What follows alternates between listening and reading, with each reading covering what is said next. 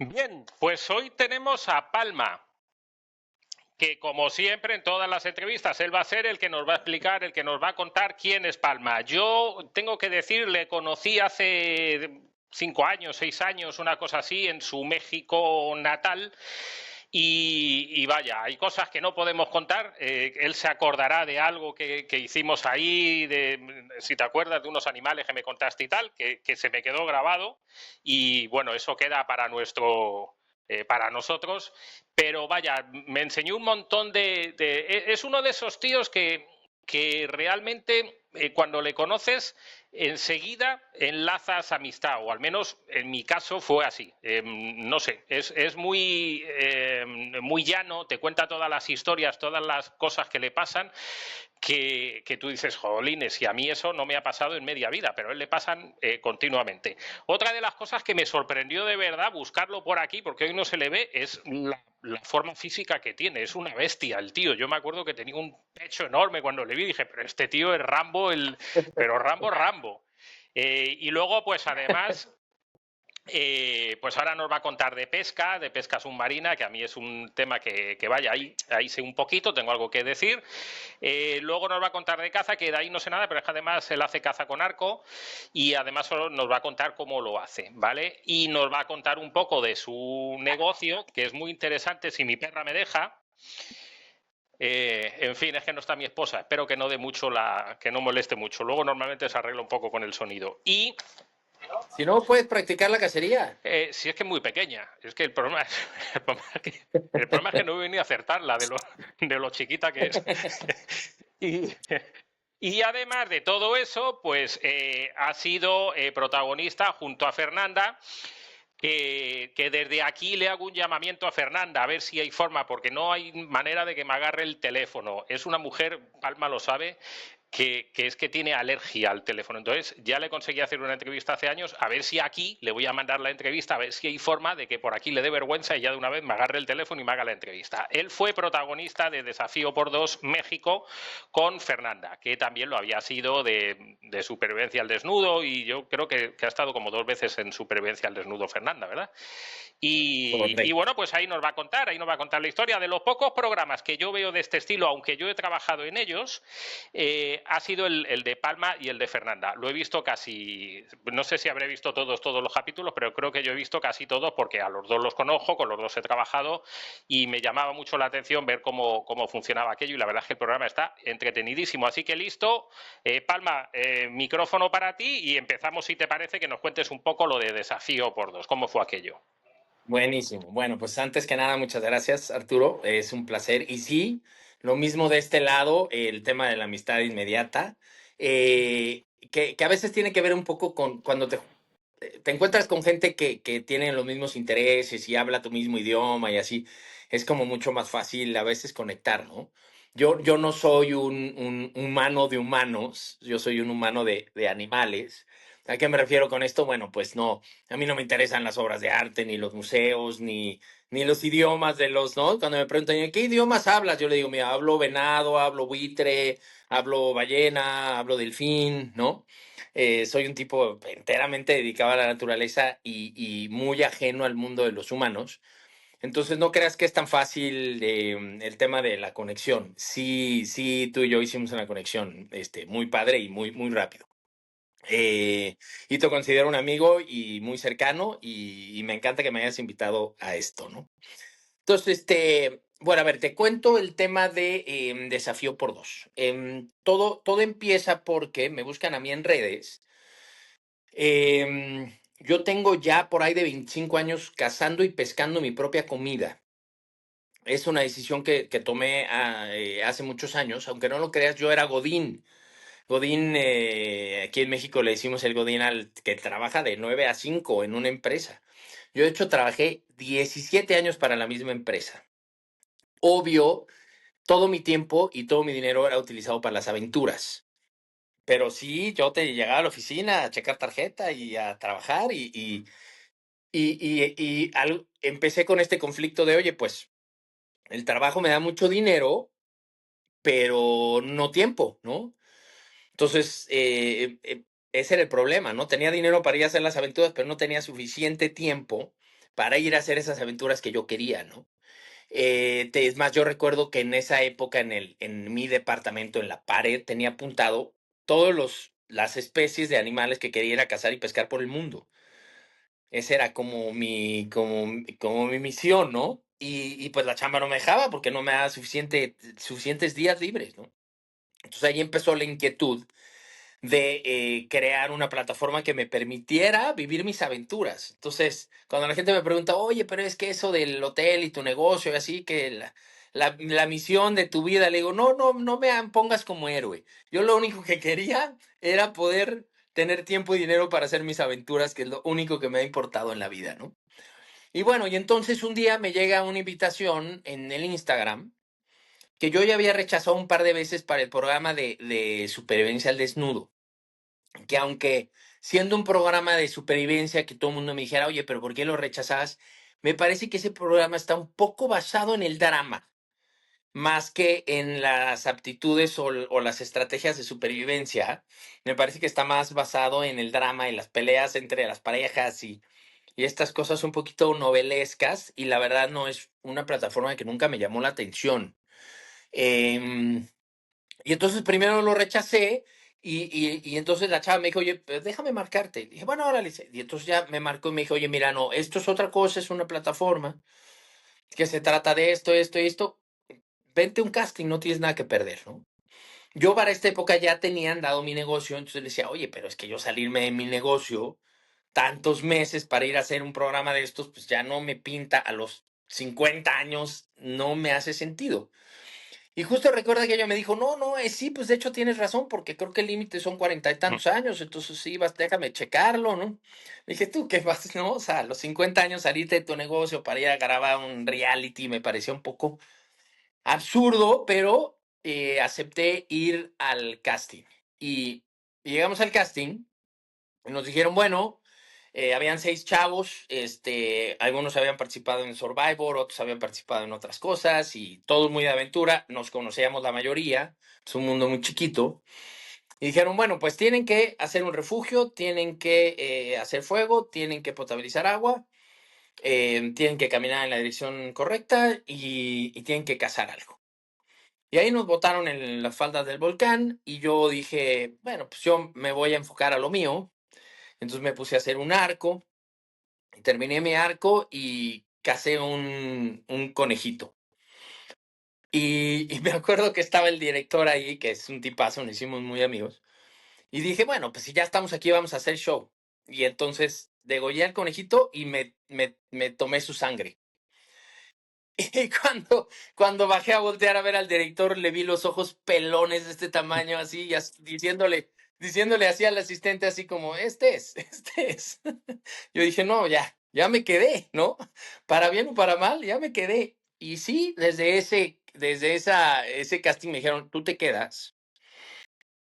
Y bueno, pues pasó como un año en lo que encontraron a mi pareja, porque primero habían decidido que iba a ser un tipo, y entonces fui a varias pruebas de cámara con tipos, y luego no, y luego que no, que va a ser una niña, y que es importante que sepamos que en la plataforma, en la historia de esta marca, de esta plataforma, nunca había habido una mujer.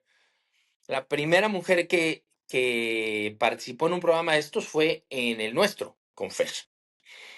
Y bueno, pasó como un año y de repente ya, oye, pues que ya vente a prueba de cámara, que porque ya tenemos a la niña que va a estar contigo, no sé qué, y ahí conocí a Fer.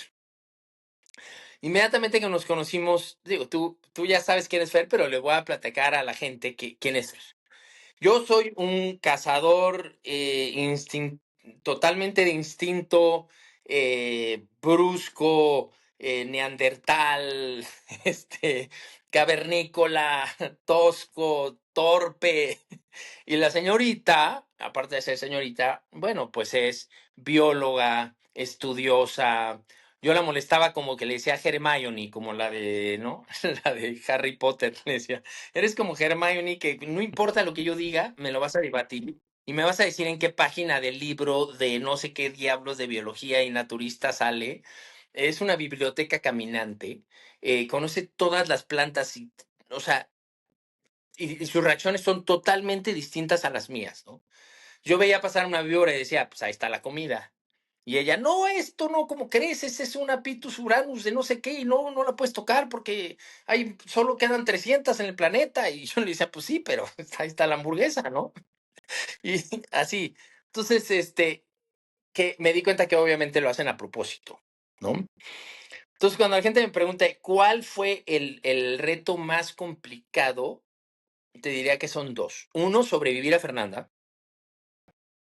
Y el segundo, sobrevivir a la parte donde tienes que actuar. Porque esto es muy interesante que la gente no conoce cómo se hacen estos programas. Y estos programas funcionan exactamente al revés que cualquier serie que ves en la televisión. ¿A qué me refiero? Tú cuando ves una serie, primero existe un guión y luego se graban las escenas sobre ese guión. Y estos programas funcionan totalmente al revés. O sea, tú sales a campo, te puedes tardar 7, 8 días, lo que sea, en rescatarte, que esa siempre es la misión, rescatarte. Con todo, y luego todo ese material, imagínate la cantidad de material que se logra en 24/7 de muchos días de estar allá afuera. Ese material se manda y con ese material se escribe el guión. Porque obvio, aunque sea un reality, lo que sea, hay un guión, es un programa de televisión. Es un programa de televisión que se tiene que contar en 45 minutos por capítulo. Y obviamente tiene que haber un escritor atrás y un guión para que puedan editar, ok, esta escena va después de ese. Porque siempre lo que recuerda a la gente es, a ver, acuérdense que sigue siendo un programa de televisión. Y tiene que ser entretenido y tiene que funcionar y lo tiene que ver la gente y lo tiene que entender. Entonces, y entonces, ya que regresan con el guión, se dan cuenta los editores que de repente faltan cosas. Por ejemplo, oye, nos faltó ver cuando estabas construyendo esta trampa, nos faltó ver cuando estabas haciendo aquí el arco, nos faltó ver cómo hiciste la flecha, nos faltó ver... Y entonces toca recrear esas partes para que se pueda contar bien la historia. Y ahí sufríamos. Porque era, no, pues es que acuérdate que aquí tenías frío. Y entonces le decía, bueno, pues trae una cubeta con hielos, me la tiras arriba, porque va a ser la única forma de que logres que yo parezca que tengo frío, ¿no? Porque yo no soy actor, ¿no? Entonces, las partes más complicadas, a diferencia de lo que piensa todo el mundo, no son cuando estás en el campo, porque cuando estás en el campo, sí entra este instinto de supervivencia, te olvidas de que hay cámaras, porque te están moviendo con las cosas más básicas e intrínsecas del ser humano, que tienen que ver con tu sueño, tu respiración, tu comida, tu agua, que son tan básicas y tan instintivas que se te olvida que te están grabando y tú en serio tienes sed y quieres conseguir agua. Y en serio tienes hambre y necesitas comer. Y necesitas encontrar la forma de dormir y necesitas encontrar la forma de protegerte. Y como sabes que ninguno de estos babosos te va a rescatar, ni te va a dar café, ni te va a ayudar, porque esa es la pregunta que me hace todo el mundo. Oye, pero sí te ayudan, ¿no? Les digo, al revés, te desayudan. Dice, ¿cómo que te desayudan? Claro, yo tengo anécdotas de programa en donde yo le decía al director, mira, aquí voy a hacer mi refugio. Y me decía el director, no, lo vas a hacer allá. Y le decía, no, pero allá es un pantano, güey. Ahí me van a comer. Exacto, lo vas a hacer allá.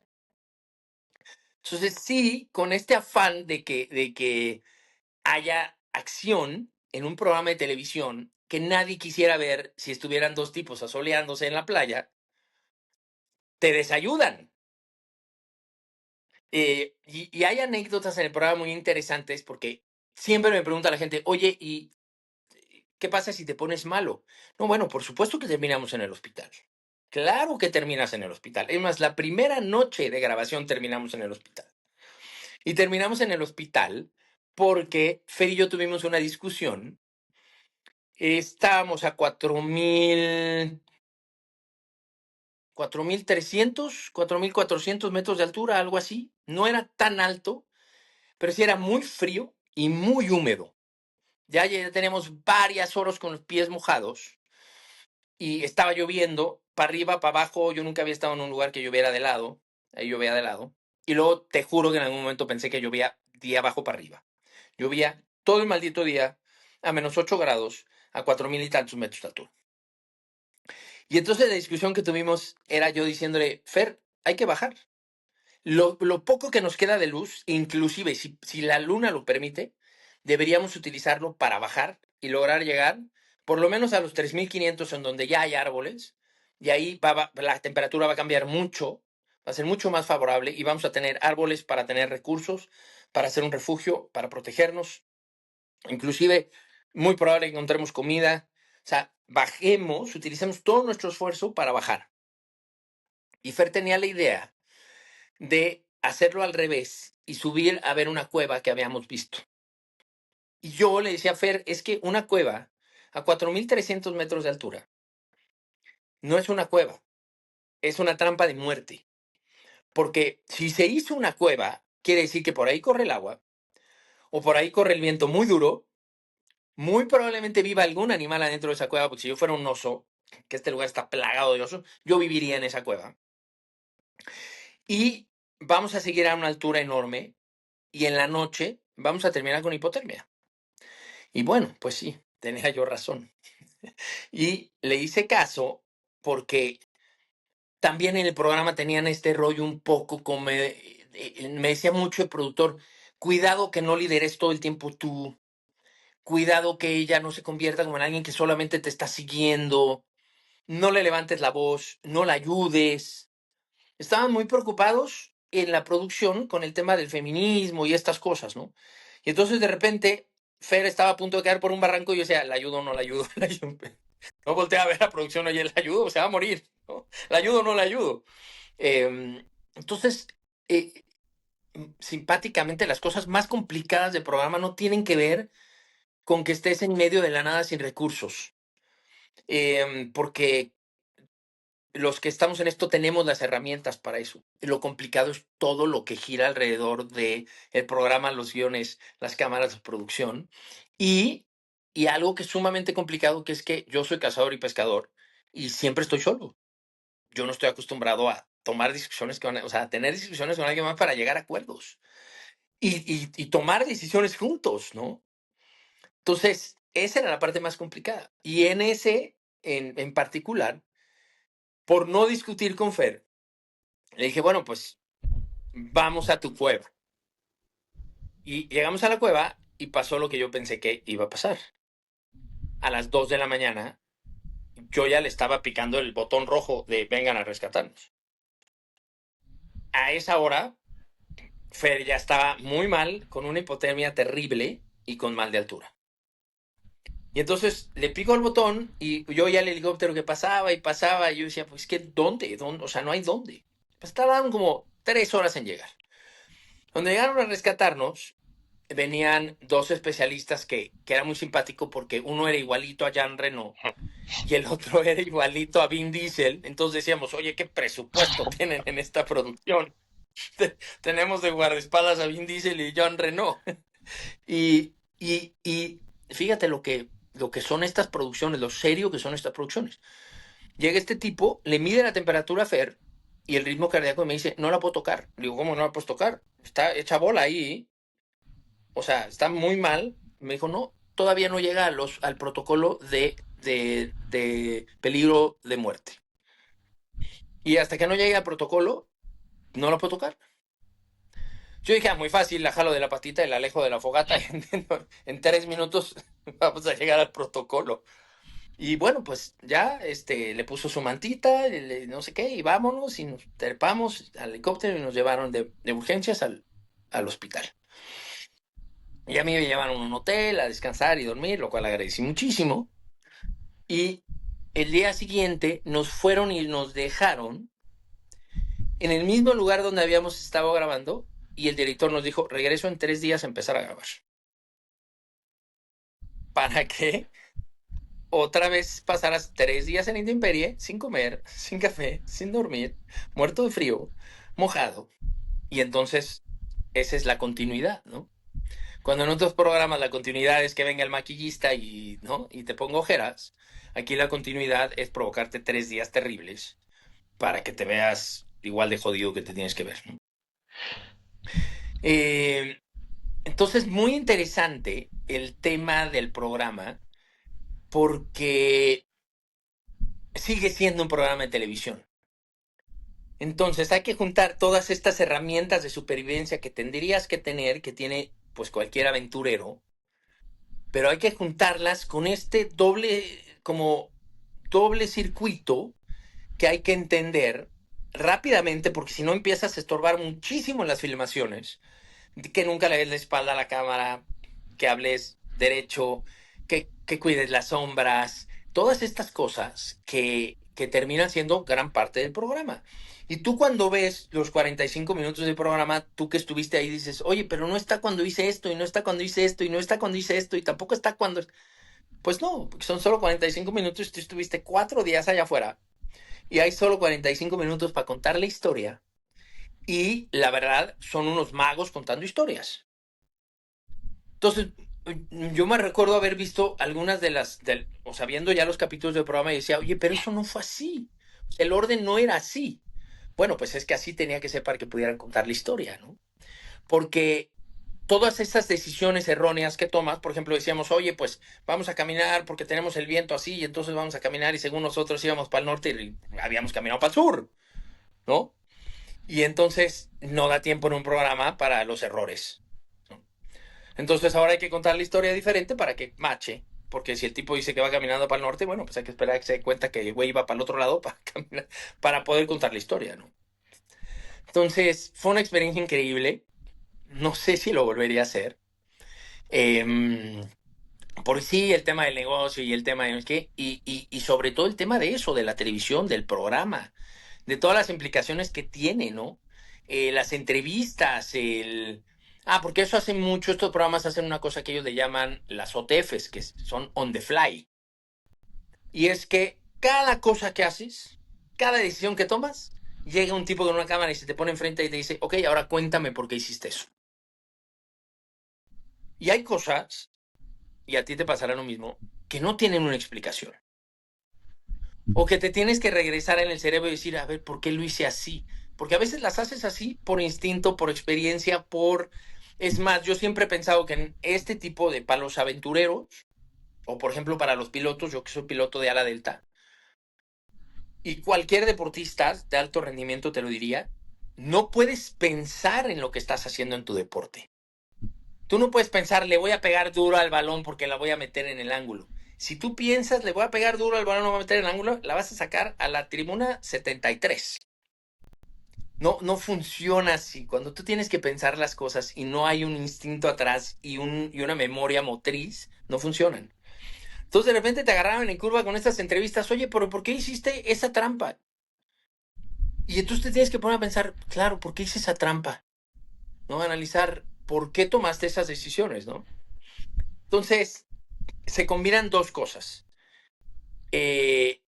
Lugares espectaculares, increíbles, preciosos, con una cantidad de vida que te mueres, con unas vistas increíbles y con unas experiencias maravillosas, combinado con esta presión de chamba se ve el día, y hay que grabar, y hay que contar una historia, y tienen que pasar cosas, ¿no?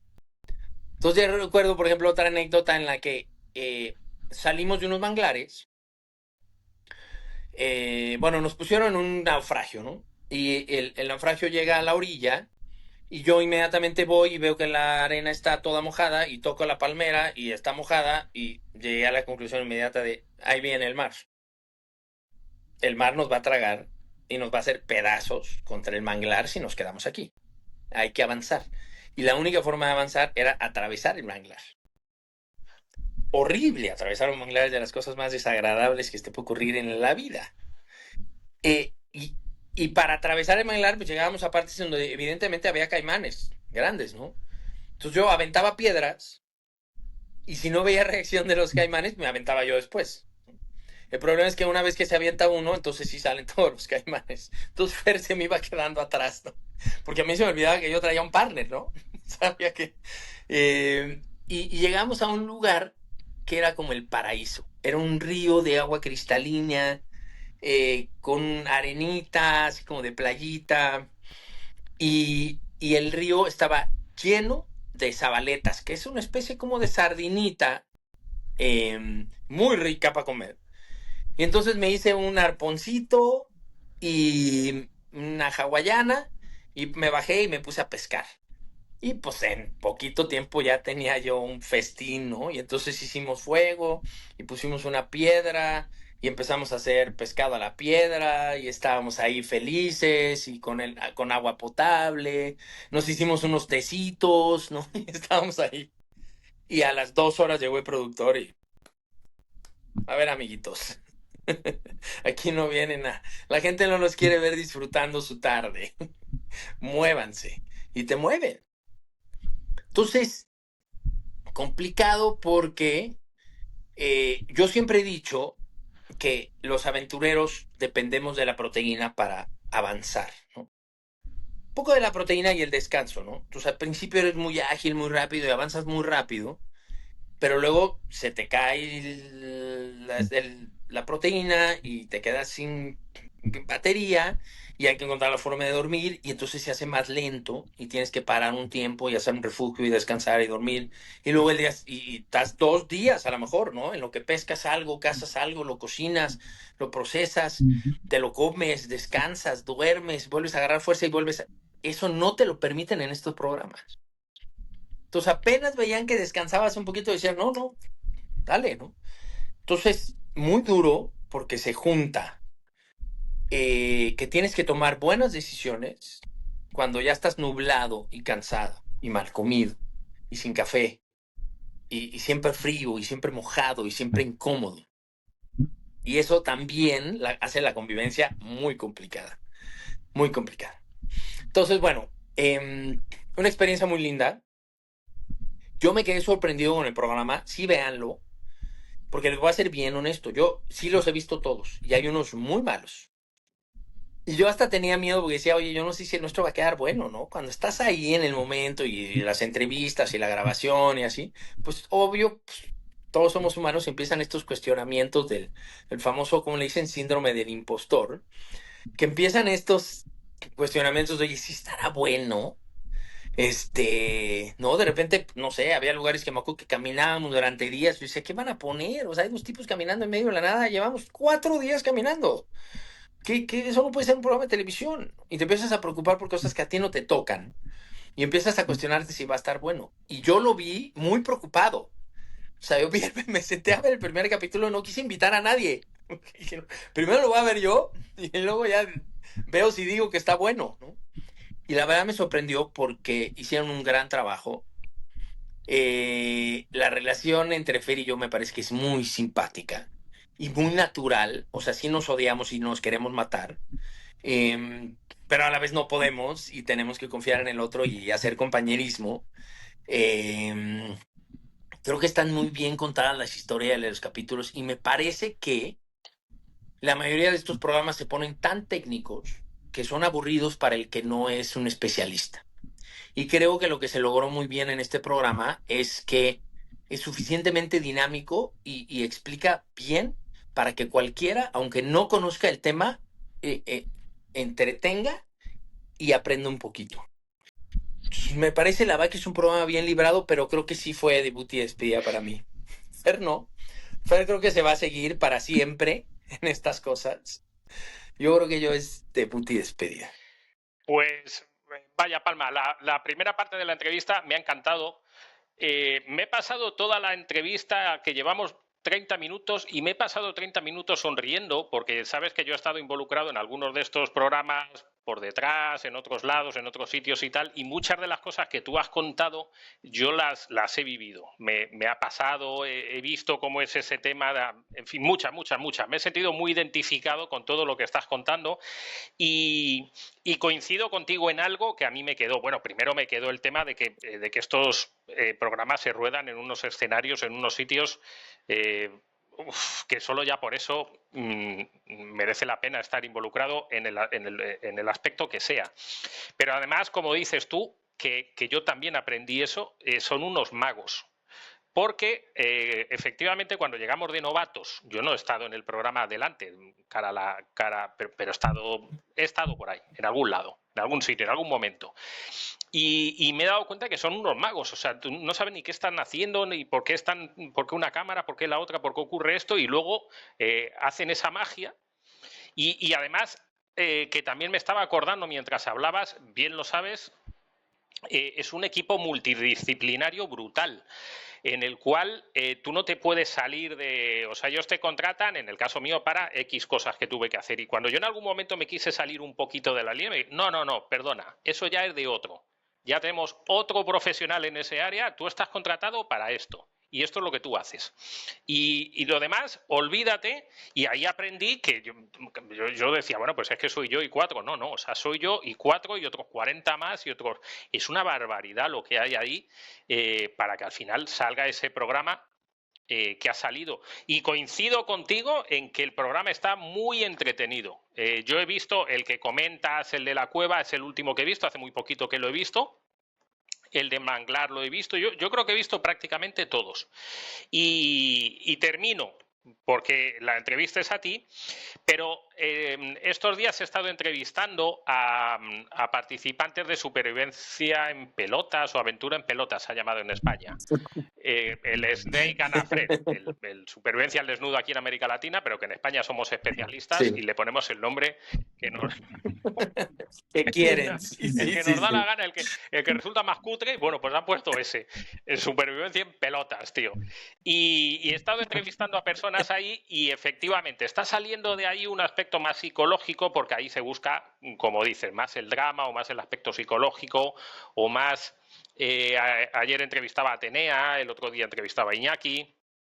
Y efectivamente hay un aspecto ahí más psicológico, lo hemos llamado como un experimento, más social, un experimento social, va por ahí el tema y efectivamente Desafío social. por Dos es otra historia. Yo conozco bien tu programa porque lo he visto y conozco también el de, que también lo estuve viendo porque trabajé con él, no en Desafío por Dos, pero trabajé también con Arnovi, hace algunos años en Ecuador, y también conocí en Colombia al compañero suyo, al que abrazaba los árboles, que estaban siempre discutiendo y tal.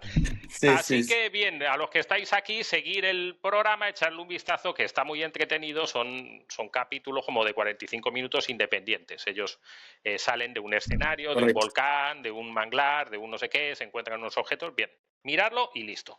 Ahora, a ver, yo aprendí de ti un montón de cosas de caza cuando nos conocimos en otra vida pasada. Aprendí muchas cosas de ti de caza con arco, que yo ni me las imaginaba. Ya sabes a lo que me refiero, a lo que ocurría con la comida cuando vas a cazar, cuando te tomas aquellos días, a por qué los cazadores de arco cazan en determinados lugares, el olor, cómo los animales detectan. Vaya, nos tienes que contar un poco de eso porque es apasionante. Sí, les cuento feliz. Y aparte es mi pasión. Y yo creo que yo al final creo que soy más cazador y pescador que aventurero. ¿Y por qué digo esto? Porque si tú me dices, oye, sube una montaña, la subo feliz con mi arco para ir a cazar algo.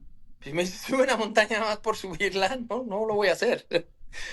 Pero el sufrimiento es probablemente el mismo, pero sí la cacería tiene no sé, este llamado a la aventura, que no sé, hay muy pocas cosas en la vida como la pesca, el golf, ¿no? Que contradictorio, pero sí, los golfistas no hablan de otra cosa, solo viven para eso. Un poco los cazadores son así, ¿no? Y es difícil de entender este nivel de pasión, ¿no? La gente dice, ¿cómo? O sea, para ir a matar algo vas a tomarte muchos días y mucho dinero y te vas a poner en peligro para ir a matar algo, no tiene sentido, ¿no? Lo que hace bonito el tiro con arco, la cacería con arco, es que siempre decimos, la arquería se trata de tirar lo más lejos posible, la cacería se trata de tirar lo más cerca posible. Y eso te obliga a meterte al mundo de los animales y entenderlos. Entender su comportamiento. Porque un venado se tiene que equivocar y tiene que cometer un error para que tú puedas estar a 20 metros de él y puedas ponerle una flecha en el corazón. Es la única razón por la que vas a lograr. Y si tú no buscas el error del animal, simplemente los tiempos no van a suceder. Esa coincidencia no va a suceder si tú no encuentras en el comportamiento del animal dónde va a estar su probable error, ¿no? Que a veces es decir, no voy a seguir al animal, voy a seguir a la hembra que creo que el animal está persiguiendo. Y eso es lo que me va a dar la oportunidad, porque si te pones a perseguir al animal, en algún momento se va a dar cuenta que lo estás persiguiendo. Y va a cambiar su patrón y no lo vuelves a ver. A los animales les pasa algo que a nosotros también. Somos muy territoriales, somos muy prácticos, somos cotidianos. Por ejemplo, tú para ir al trabajo normalmente agarras siempre el mismo camino y pasas por tu café en el mismo lugar y empiezas con esta cotidianidad que ayuda a los humanos en muchos sentidos. Bueno, los animales, si un día van caminando y de repente ya hay un árbol nuevo, porque tú pusiste un blind para cazarlo, el animal se va a ciscar igualito que si tú de repente vas por tu camino de siempre y hay un edificio nuevo. Dices, puta, cabrón, este edificio no estaba ayer, yo era un edificio nuevo, esto está muy raro, ¿no? Entonces, hay que entender tan a profundidad el comportamiento de los animales que en algún momento cometen un error y te dan un espacio para que tú puedas tirar tu flecha, ¿no? Y eso es lo que hace bonito el tema de la cacería con arco, porque es esta búsqueda constante de encontrar un espacio, una ventanita, y que atrás lleva muchísima investigación y muchísimo entendimiento de ese animal en particular y muchísima experiencia para que lo logres, ¿no? Yo te diría que el 90% es el manejo del olfato de los animales. Esa es la primera parte. Los humanos no tenemos esa capacidad de olfato o nos nublan nuestros otros sentidos, porque todos los humanos somos muy visuales. Y los animales son muy poco visuales. De hecho, yo creo que ven muy poco. Hay animales, la mayoría de los animales o los animales que se cazan no tienen una buena vista, pero tienen un olfato espectacular. Y si tú no aprendes a manejar tu acercamiento con los animales controlando el olfato, tú podrías estar en un lugar que está rodeado de venados, hay miles de venados y tú no verías uno jamás, ¿no? Entonces es la primera parte complicada de la cacería porque ya le estás complementando con supervivencia, porque para cazar un venado vas a tener que estar allá afuera y vas a necesitar agua y vas a necesitar un refugio y vas a necesitar, pero por ejemplo no puedes hacer fuego.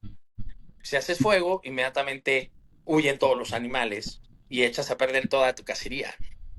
Entonces, la cacería y la supervivencia se parecen mucho, no solo porque la supervivencia o la cacería es parte de la supervivencia, porque en supervivencia en algún momento tienes que cazar, sino al revés. No se complementan, se estorban.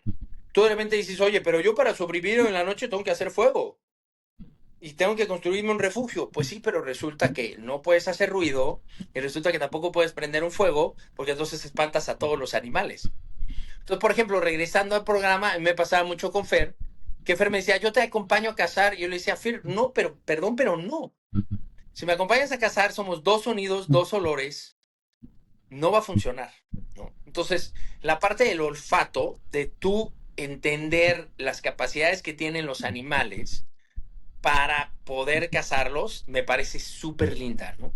Y me parece que te hace muy humano, muy animal, muy instintivo, ¿no?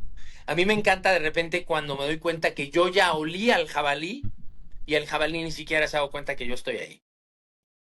O sea, porque quiere decir que el viento está en mi nariz, que el viento está a mi favor. El animal no me ha escuchado, no me ha sentido, no se ha dado cuenta que estoy ahí y yo ya lo estoy oliendo y no lo he visto. Ahí es cuando digo, sí estoy conectado. Sí estoy conectado con el planeta, sí estoy conectado con mi instinto, sí estoy conectado con mis capacidades, sí estoy conectado con mi experiencia y ahí es donde sucede la magia. Porque yo ya estoy en el lugar correcto, el jabalí no sabe que estoy ahí, no me ha olido y está caminando hacia mí, seguramente me va a dar una oportunidad de darle un flechazo. Entonces, esa es la parte más bonita de la cacería, que no solo es una parte de la supervivencia, sino te diría no solo es un complemento, porque obviamente hay que cazar y hay que comer para sobrevivir, sino que es un poco contradictorio, ¿no? Porque ya que estás en una cacería y tú analizas todas las reglas de la supervivencia, te darías cuenta que la cacería te las rompe la mayoría. Hay muchas veces que para poder cazar un animal hay que seguir la manada. Y entonces tú duermes cuando la manada duerme, a las 2 de la tarde. Los animales se levantan, toman agua, comen, cuando sale el sol y está el sol arriba, cenital, se duermen y en la tarde vuelven a levantarse. Y entonces a ti te toca dormir en las horas en las que el humano nunca duerme.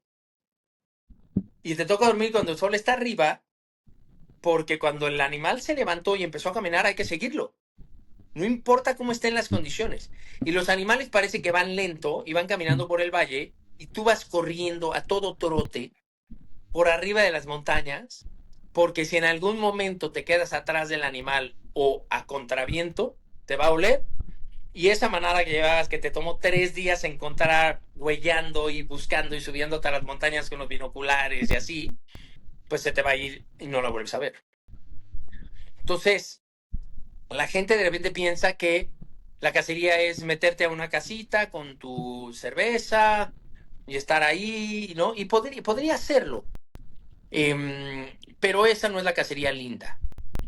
La cacería linda es esta que conecta tu instinto y múltiples capacidades con el instinto de los animales para encontrar un punto de coincidencia en donde tú logras mandar una flecha que el espacio es muy pequeño, inclusive tienes que esperar a que los animales muevan la patita para enfrente para que se abra el espacio por donde debe entrar la flecha, para que hagas un tiro ético y cases a tu animal, ¿no? Y luego viene todavía una parte de, de análisis, de decir, a ver, ¿qué tal estuvo mi tiro? Porque tú lo comentabas, hay que subirse a los árboles. Sí, la mayoría de las veces para cazar, sobre todo un venado, hay que subirse a los árboles.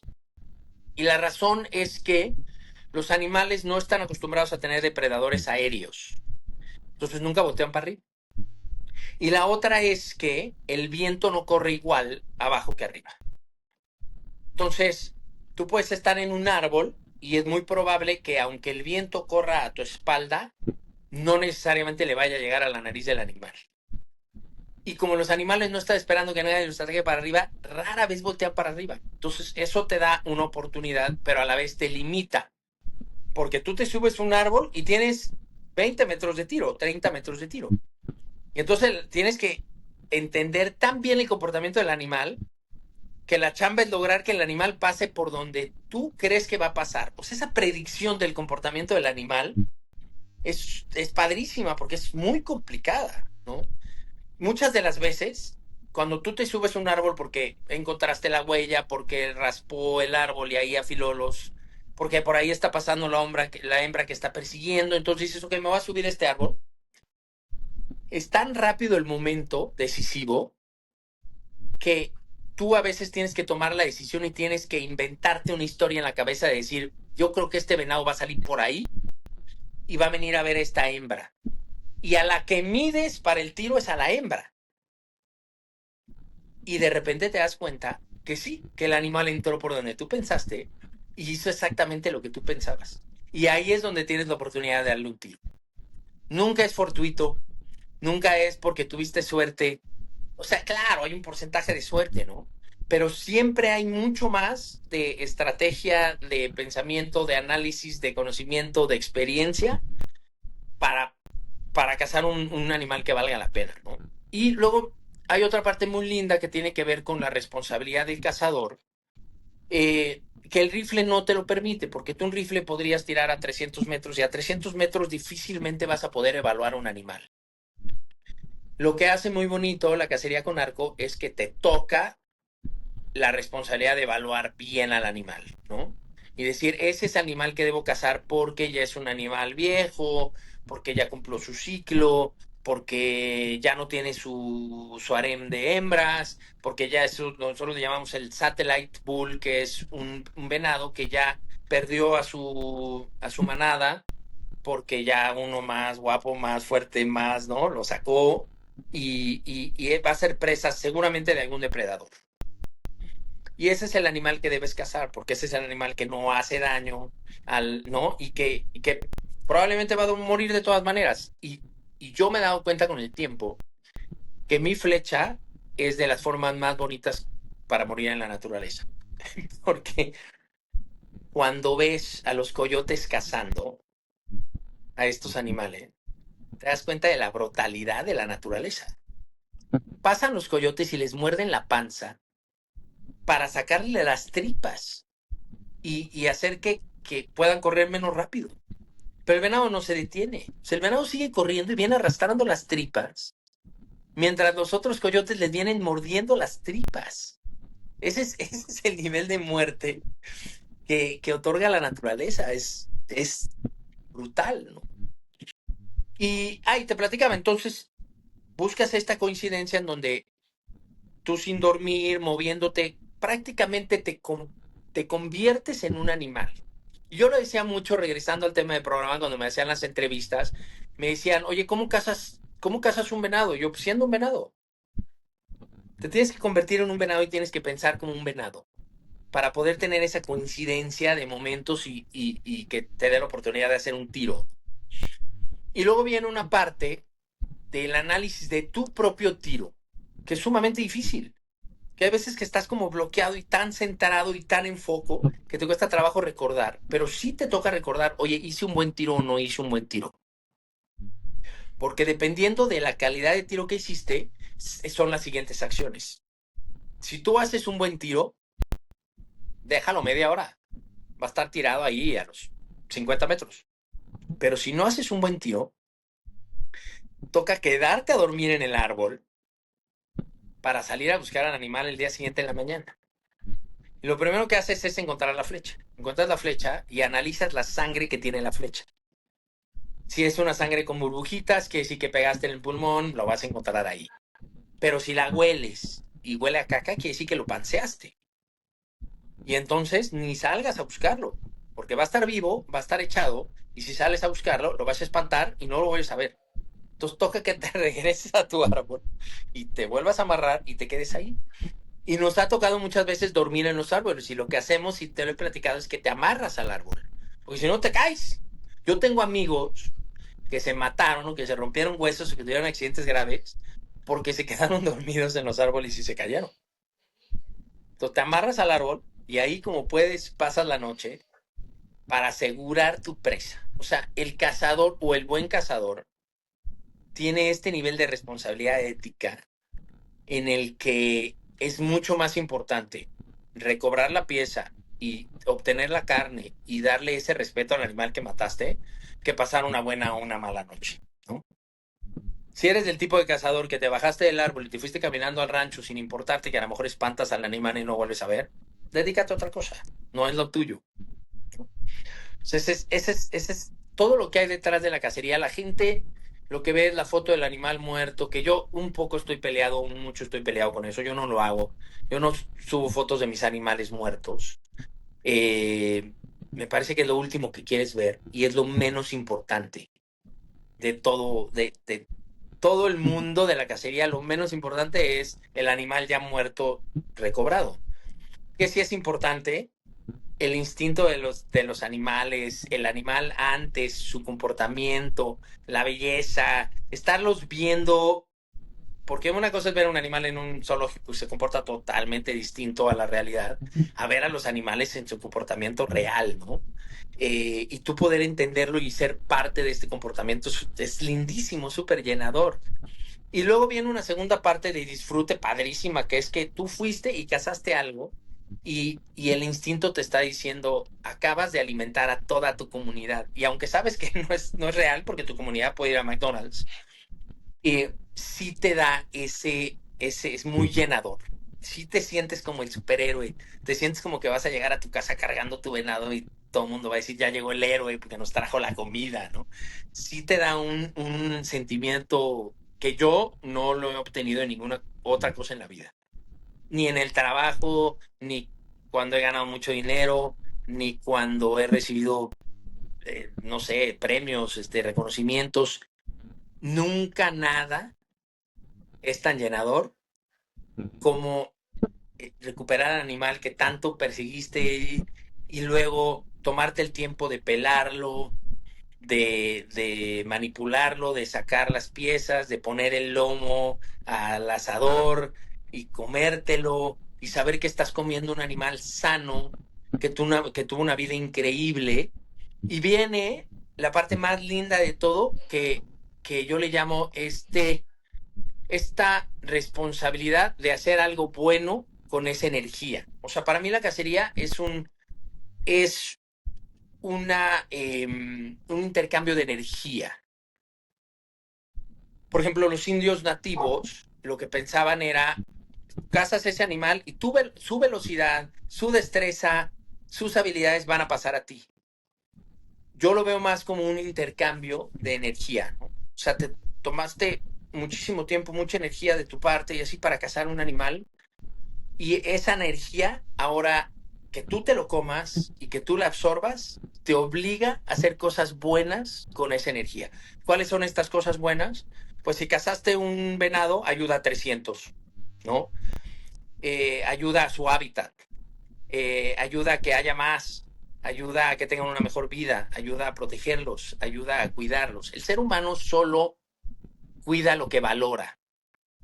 Y aunque es contradictorio, la realidad es que estos animales existen porque existen los cazadores.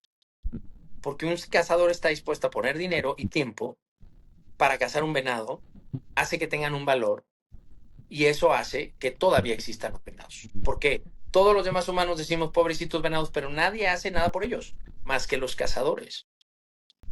Y todo esto es sumamente difícil de entender para alguien que lo único que está viendo es la foto del animal muerto en Instagram, ¿no?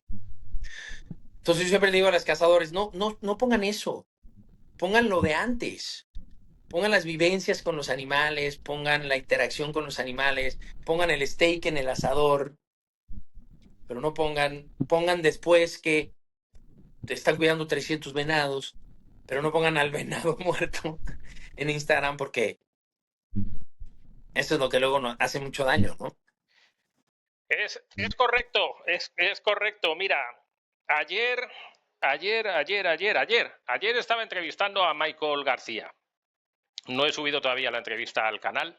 Y hablábamos de caza y pesca, que fue la primera revista que en España salió en los años 70 o incluso en los años 60. Yo creo que ya es, en los años 70 desde luego, porque tengo alguna del 73 o del 74. Que yo no haya nacido, o sea, que yo nací nací en el 73, pero de algún sitio la he conseguido. Y efectivamente, ahí aprendimos mucha gente de caza, o empezamos a aprender de caza, y a mí siempre me llamó la atención ahí, en España es muy típica la caza menor, que es la que yo conocí, la caza de perdices, sobre todo caza de perdices o caza de conejos, con escopeta y tal, que está muy bien, que obviamente tienes que conocer al animal, saber por dónde va a salir, por dónde, pero bueno, que suele ser más complicado, o sea, más sencillo, perdón, la perdiz es a la espera, normalmente en un puesto, y el conejo, pues bueno, pues es salir, pero el conejo es un animal nada que ver con el ciervo. Y siempre me llamó la atención el que en caza y pesca salían las fotos en blanco y negro por ejemplo, de las perdices. Se ponían todas las perdices en fila cuando en un coto habían cazado, ¿no? Y se veían 200 perdices, porque eso significaba que el coto de caza era un coto próspero y entonces se pagaba más dinero porque mataban mucha perdiz o se ponían todos los conejos seguidos, o ya luego se llegaba a especie mayor, ya a jabalí, o se llegaba a ciervos en función de las astas que tenían y tal. Y a mí siempre pensé eso, dije, pues sí, hay fotos que algunos que entendemos algo de caza, aunque no seamos cazadores, podemos llegar a aceptar. Un ciervo con unas ciertas astas bien tomada, pero 20 ciervos ensangrentados es algo que es muy contraproducente para la gente que no sabe lo que hay ahí, que dice, bueno, estos tíos que les han ido, además no saben cómo fue la muerte y se creen que en algunos casos ocurren, simplemente se pusieron ahí, pasó por delante el bicho y le dispararon, ¿no? Entonces, es verdad que yo llevaba unos días pensando en hacer un vídeo sobre eso que tú has dicho, que los cazadores son los máximos responsables en la mayoría de las ocasiones de que hay un equilibrio en la naturaleza que de otra manera no habría. En el caso de los jabalíes, en el caso de los ciervos, en el caso de los conejos, de la perdiz y de todo, porque al fin y al cabo sois los más interesados en que esos animales sigan estando ahí, efectivamente. Y son animales que no existirían en mi pueblo donde yo me crié pues no existirían ciertas especies si no fuera porque los cotos de al lado están repoblando continuamente y están haciendo que todo eso funcione. Entonces los cazadores son los más interesados en que haya un ecosistema sano. Como los pescadores, que ahí sí tengo mucho que decir, porque he sido pescador toda mi vida, somos los más interesados en que haya peces en el río, porque cuando yo voy al río quiero que haya peces. El que va a hacer un camping, a comer al río, le importa un carajo si hay truchas o no hay truchas dentro, pues ni saben si las hay. Yo sí, porque yo voy allí, quiero que haya truchas o quiero que haya salmones o carpas, me da igual, o lucios o blancas. Pero yo soy el más interesado y soy el que lucharé para que no haya daño al ecosistema, cosa que otro señor no sabrá porque no conoce ese medio. Vale, dicho esta proclama, que es interesante porque hay gente que no sabe muy bien lo que es la caza y no lo entiende, ni que tú les has podido explicar muy bien, ahora viene que nos expliques al menos un poquito de la caza con arpón, con fusil, en fin, lo que normalmente se llama apnea, que para los que están viendo el vídeo y no lo sepan, es lo que tiene detrás colgado, ¿vale? Esos son fusiles de pesca submarina. Yo como soy muy vago, disparo con fusil de aire comprimido. Que sí, que espanta al animal y el sonido. Ahí tengo uno ahí arriba. Hay dos ahí arriba. Me acostumbré a ese ya sabes cómo son las ligas. A veces tienes cortes y cosas Y una vez tuve un accidente bastante serio con el obús se soltó y me hizo una raja considerable y desde entonces empecé a usar arpón, pero es verdad que el golpe debajo de la web más fuerte. Vale, cuéntanos. Sí, el sonido. Exacto. Cuéntanos un poco también, que la gente sepa un poco qué es esto. Hace unos días que me encontraba con un alemán. No, yo no pesco con arbaleta, porque es que eso es facilísimo. Aquí se llama arbaleta, el fusil se llama aquí arbaleta. Sí, arbaleta, sí. Yo no pesco con arbaleta porque eso bajas ahí y le disparas y el pez está delante.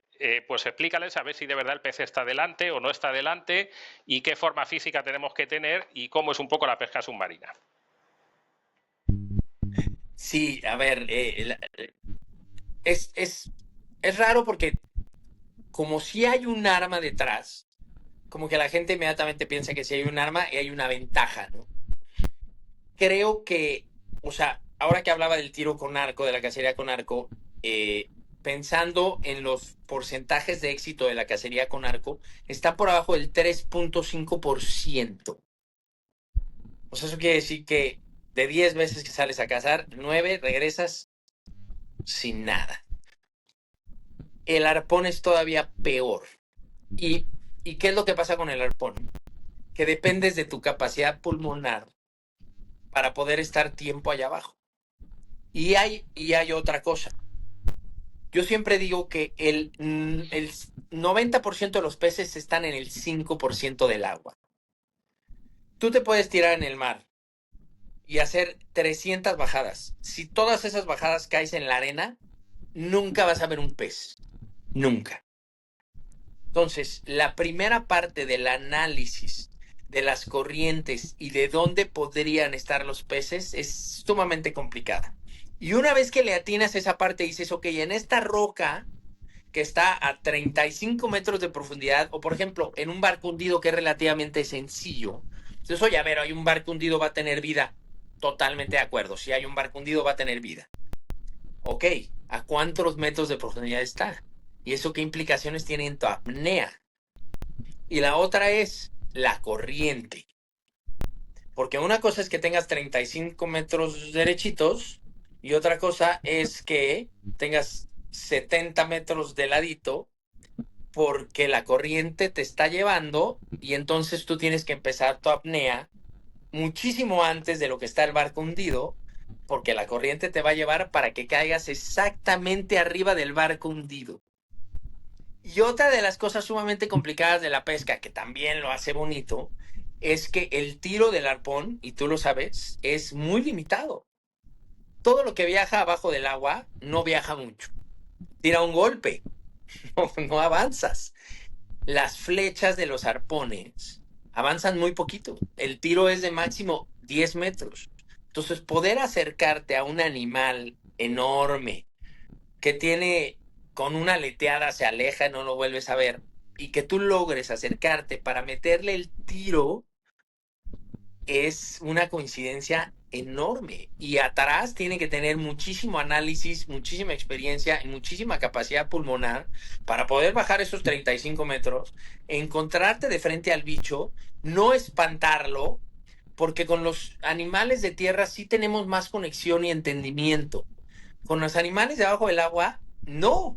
Entonces, entender sus reacciones es sumamente complicado. Si, oye, este tipo se va a ir, no se va a ir, se va a acercar, le dio curiosidad o le dio miedo, o es muy difícil, mucho más difícil entenderlos. Y luego viene una parte que si logras hacer el tiro, ok, buenísimo. Pero ahora que sigue, le tiraste a un bicho que aquí en México le decimos pez fuerte, que es el amberjack, que para ustedes es el ¿cómo le dicen en España a este pez? Bueno, ahorita me acuerdo. Que tiene como un antifaz así y jala durísimo. Es un animal fuertísimo.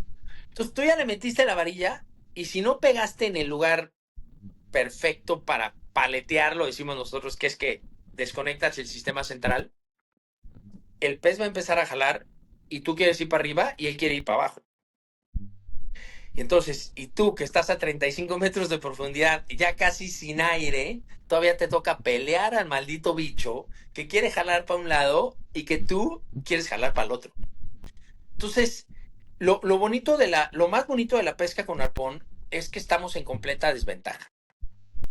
Pero a la vez, te das cuenta que los humanos, dentro de sus capacidades, siempre nos autolimitamos porque desde que naces te dicen cuidado con el agua, cuidado con la alberca, cuidado con... Pero si te regresas a la parte más humana y más intrínseca y más instintiva de los humanos, nacemos en agua.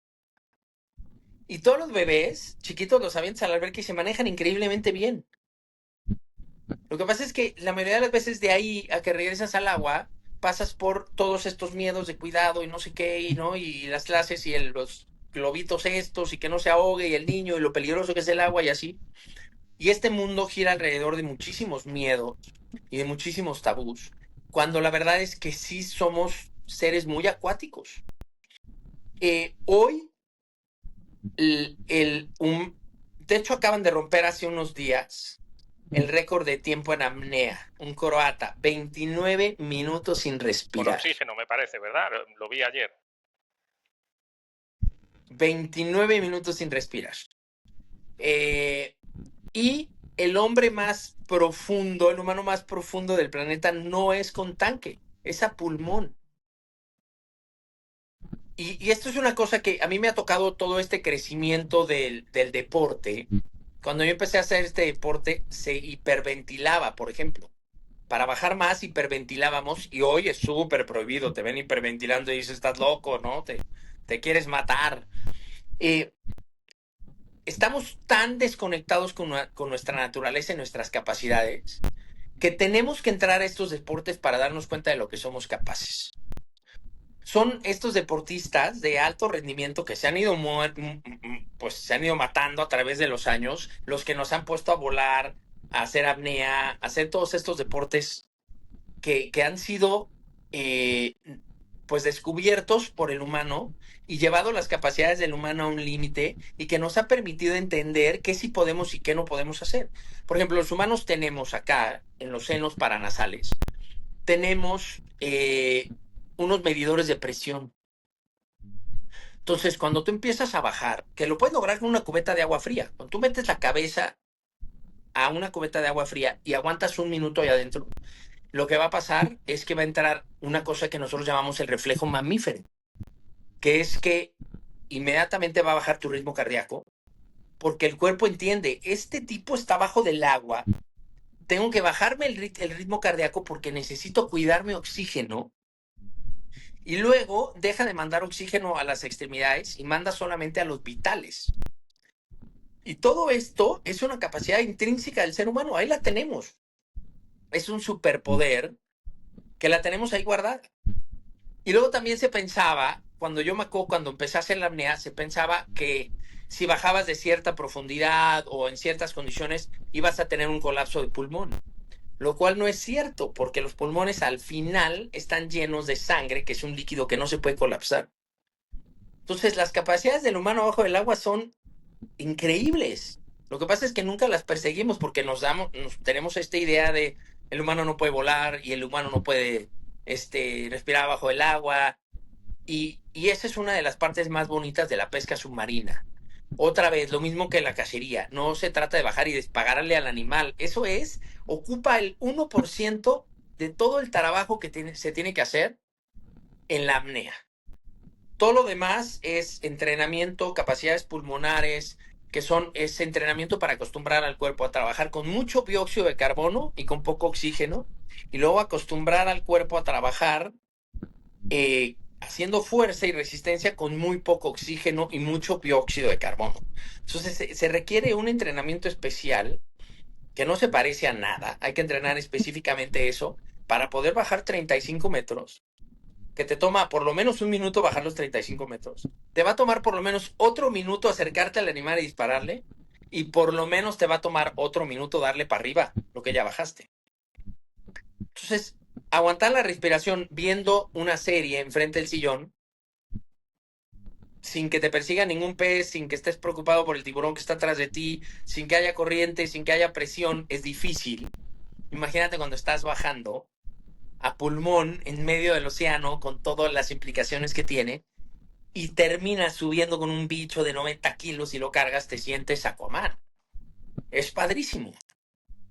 Y todos estos deportes, porque sí me parece que son deportistas de alto rendimiento los que hacen estas cosas, se necesita las mismas capacidades que para correr 100 metros y ganar una medalla olímpica. Es igual de complicado bajar 35 metros y pescar un animal y subirlo. Por ejemplo, en Europa, yo he ido a competencias en Europa y yo no llegaba a los peces, porque en América no tenemos que bajar eso. Y yo veía a estos tipos que bajaban 45 metros y se quedaban 3 minutos abajo sin moverse en el fondo para pescar un pescadito de este tamaño, un dentex, o no sé cómo le llaman a esos pescados. Y luego ellos venían a las competencias aquí en América y los veíamos que bajaban, llegaban al fondo y se daban cuenta que los peces estaban a media agua y ahí venían para arriba. Y luego nos tocaba ver pasar peces enormes con las arbaletas de los europeos arrastrando atrás porque ya se les habían arrancado de las manos. Porque el arpón que se usa allá y el arpón que usamos nosotros es totalmente distinto. Allá se usan arpones con unas varillas muy delgaditas que viajan mucho, pero que no tienen poder de penetración.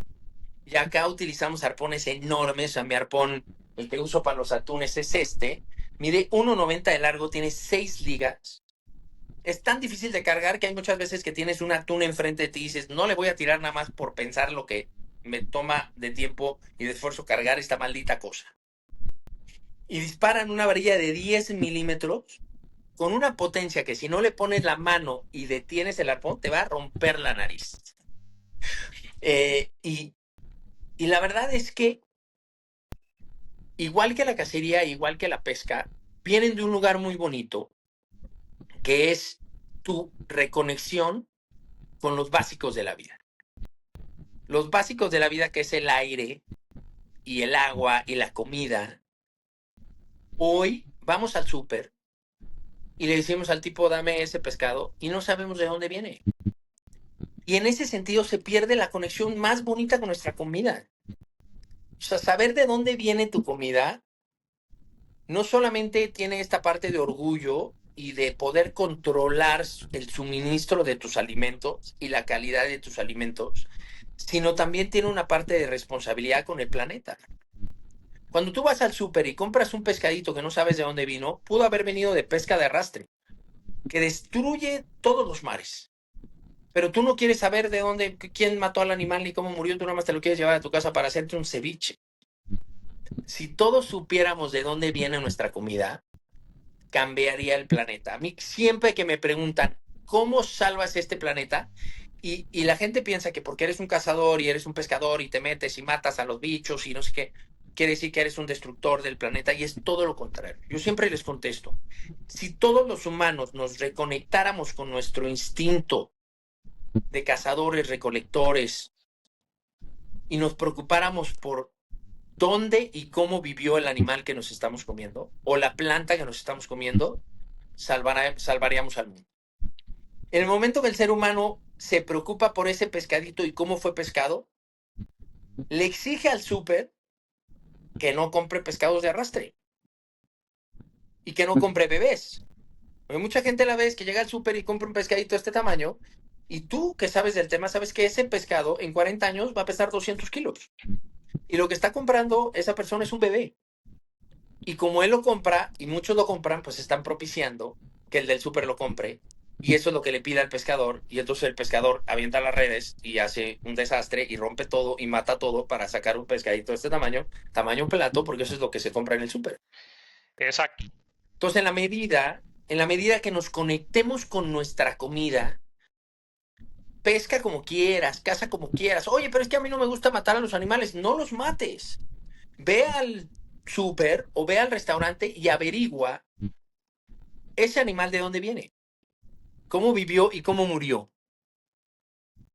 Y si tú logras controlar eso y ya te conectaste otra vez porque le diste una importancia a tu alimentación, va a cambiar tu vida porque te vas a empezar a alimentar con animales sanos y buenos que te van a proveer no solamente de un alimento bueno, sino te van a proveer de esta energía positiva que te obliga a hacer cosas buenas con esa energía porque te diste el tiempo y el espacio y el conocimiento de cuestionar de dónde viene tu comida, cómo nació, cómo vivió y cómo murió eso que te estás comiendo.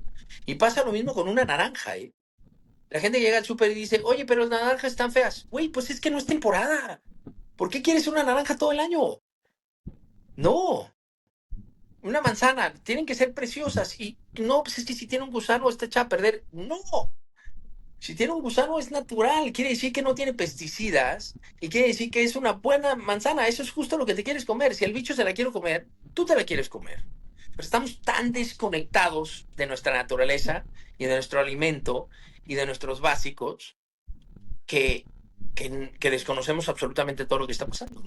Entonces a la gente le dices, oye, va a llover, y en vez de voltear para arriba para analizar las nubes, voltean y sacan el teléfono y ponen weather. Y justo, ya para terminar con este tema, porque me has preguntado del proyecto que tenemos nosotros acá en México, es justo eso. Es un lugar para que venga la gente, se entretenga en la naturaleza, porque siempre que me dicen, oye, pero ¿quién es tu competencia? Le digo, Netflix. Mi competencia es Netflix, cabrón. Es el entretenimiento. El tipo que está sentado en el sillón viendo Netflix se está divirtiendo muchísimo. Si yo no logro divertirlo en la naturaleza, no tengo cómo ganar. Y si yo no tengo cómo ganar y no logro que los humanos se reconecten con la naturaleza, el planeta está perdido. Porque el ser humano solo cuida lo que valora. Y la única forma hoy de que la gente valore a la naturaleza es que la naturaleza sea divertida. Pero entonces yo siempre le digo a la gente, oye, pero aquí tengo la mejor montaña rusa. Volar a la Delta es la mejor montaña rusa del mundo. Y aquí tengo los mejores juegos mecánicos porque aventarte en una llanta por un río es la cosa más divertida del mundo. Pero también tengo la cama de masajes y terapeutas mejor del mundo, el Pasto. Y también tengo la cura para todos los males que hoy tiene el ser humano. El estrés, la depresión, todas esas cosas. La solución no son las pastillas. La solución es caminar descalzo en el pasto y que te llueva y que sepas de dónde viene tu comida y comer comida sana. Entonces, este proyecto que desarrollamos está anclado en la diversión, en el entretenimiento, pero en realidad lo que queremos lograr es reconectar al ser humano con la naturaleza porque estamos convencidos que así es como se salva el planeta. Pues me parece increíble y me parece un colofón fantástico. Lo que voy a hacer ya, como sabéis, es que debajo os pongo el enlace para que conozcáis un poquito qué es lo que hace Palma, para que alucinéis, porque está genial, las redes sociales que tiene, está todo fantástico. Palma, me ha encantado la entrevista, de verdad, me ha encantado. Llevamos 74 minutos, cuando normalmente siempre a los 45, yo te había dicho, oye, que a los 45 ya empieza a decaer la entrevista y ahí la voy a ir parando. Bueno, pues van 74, tío. Perdóname, soy un apasionado y no paro, discúlpame. No, yo paro las entrevistas cuando veo que van decayendo, y es que no ha decaído, entonces no había nada que parar. Me ha encantado todo lo que has hablado, todo, absolutamente todo. De verdad estaba estos días dándole vueltas a cómo explicarle a la gente lo que es la caza de verdad, vista por alguien como yo, que no soy cazador, pero que sí la conozco, explicarles cómo es la pesca. Por alguien que sí es pescador y sí he sido pescador de caña y sí he sido pescador de pesca submarina, explicarles que la pesca con arpón es la pesca más selectiva que existe. Cuando no es que usted baja, bueno, ya han visto ustedes lo que es bajar. Yo no bajo a 35 metros, no he bajado nunca, pero creo recordar que el primer curso que hice sí bajábamos como a 20, una cosa así, en apnea normal. O sea que yo arbaleteo, como se dice aquí, a los 10 metros, a los 15 metros de profundidad, una cosa así. Si la cosa está algún bicho a los 20, lo intento y subo como puedo, ¿no? Entonces, no es tan fácil como dicen. Y lo que ha comentado él es selectiva, es decir, yo elijo. Ayer este señor con el que hablaba, un poco en broma, un poco en serio, me decía, no, pero es que la caña... no, mire usted, o sea, la caña se puede hacer selectiva porque puedes medir el tamaño del anzuelo, el tamaño de la presa, etcétera.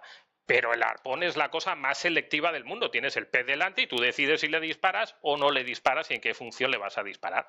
Y si es para comérselo y tal, en fin, ya nos ha explicado todo, yo creo que muy bien. Hacía falta una explicación, una reivindicación de todo esto en el canal. Me alegro mucho que la hayas hecho tú porque eres una persona que sabes transmitir muy bien. Espero que tengamos otra entrevista porque, como sabes, llevo una semana detrás de ti o dos, yo no sé cuántas. Llevo detrás de ti. Más, perdóname. Ya lo he conseguido, pero me gustaría que hiciéramos otra entrevista, que tratáramos otro tema, porque todavía está el tema de los ala delta. Si es que eres un saco de historia. Bueno, pues el micrófono es tuyo. Sabes que nosotros siempre las despedidas las hace la persona a la que entrevistamos. Entonces el micrófono es tuyo para que te despidas de nosotros como gustes. Bueno, nada, pues primero agradecer y pedir una disculpa por ya vi los 70 y tantos minutos. Siempre me gana la pasión. Una invitación a que sean más humanos, a que cuiden un poquito más su respiración, que se fijen cómo están respirando, que se salgan en la mañana a un parque y se quiten los zapatos y estén descalzos y respiren un poco. Sí les va a cambiar la vida, sí les va a quitar el estrés. Una invitación a que cuiden un poquito más su alimentación y piensen qué están comiendo, de dónde vino.